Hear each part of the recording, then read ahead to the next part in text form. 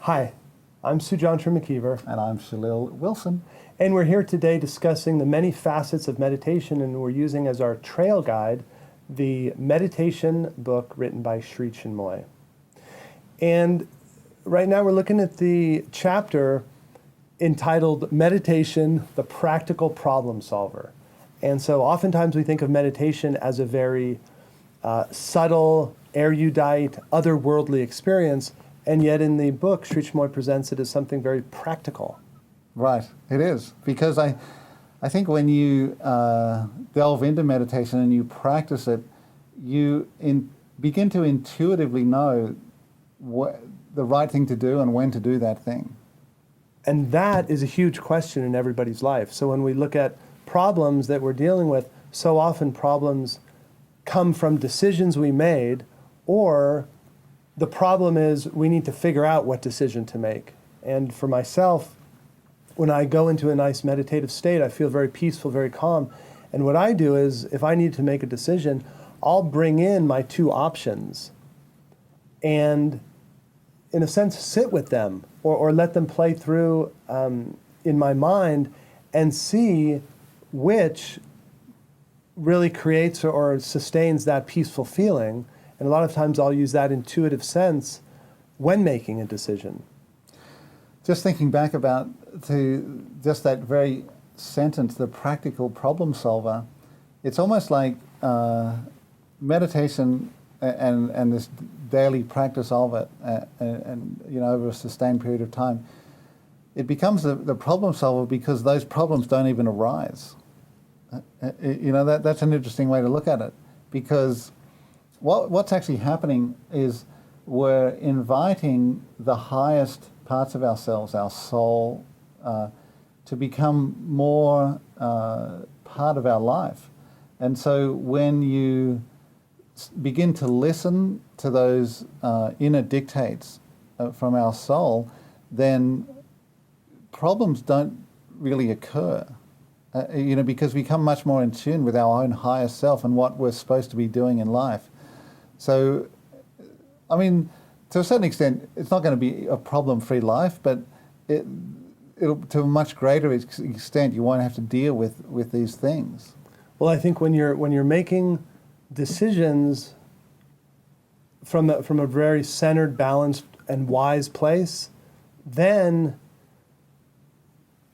you create a more peaceful life, right, in a lot of ways. And a more enriching and fulfilling life. Enriching, fulfilling.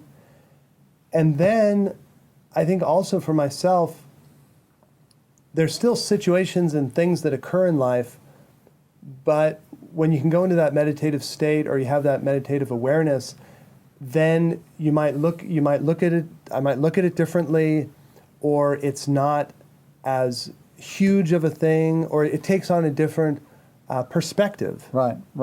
And also you become less reactionary. Like if something happens, you go, okay, let's take a breath, let's go within, let's try and find a way forward.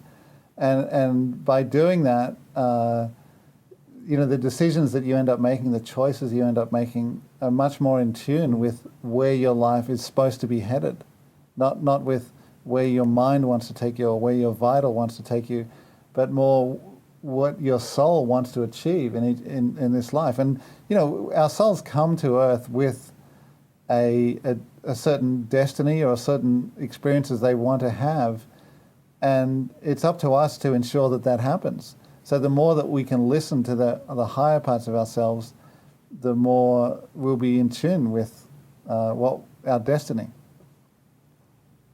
The idea of being in tune with our destiny, connecting with our deeper self.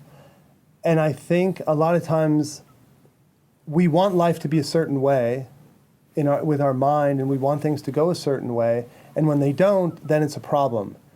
Whereas if we're connected with something deeper, then maybe we realize, well, there's things I need to learn in life, and I'm going to learn them through challenges. I'm going to learn through this obstacle. I'm going to learn through this. And so when that thing comes into our life, it becomes almost an opportunity for growth. Instead of, as you were saying, that reactionary consciousness of this happened, I didn't want that to happen, this is a problem, I've got a problem, and we can go into a tailspin. Right, yeah, these problems, they can start compounding, and they become this definitive life decision, and you went this way and you went, oh my God, and you end up someplace that you never should be. For myself, the other thing I noticed was when I was in high school, before I ever learned meditation, I would have good days and I would have bad days, and they were it was very visceral. This was not a good day and this was a good day, but I really was never able to control what was a good day and what was a bad day. And after about, I don't know, a few months of meditating, I realized that I had entered into a flow of all good days. Right. And it wasn't that, in retrospect, it wasn't that everything that was happening was good, but I think it was more my relationship to my experiences and to my own life. I had entered into or found a state of mind that allowed each day to be a good day because of the way I was experiencing it. Right, right. And for me, that was a gigantic breath of fresh air in life. Right, right. Yeah, because when you're into sort of good days or experiencing good days and bad days, to a certain extent, you have no control over that. No. And you just get buffeted by the winds of fate. But if the sort of daily practice of meditation brings in this foundation of peace, where that's always there, and then whatever else happens, you can still go back to that, and that's important. And I think for myself also, a big thing is a lot of times I used to hold on to suffering or Right. hold on to a negative experience as if that was what I was going to, somehow that was going to make life the most tangible, holding on to that disappointment or that upset.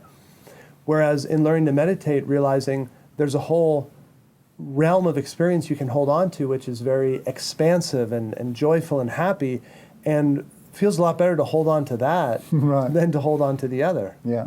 And the other is problems and complaining and that mindset, whereas the other mindset is life is joy and happiness and practical. Right, right.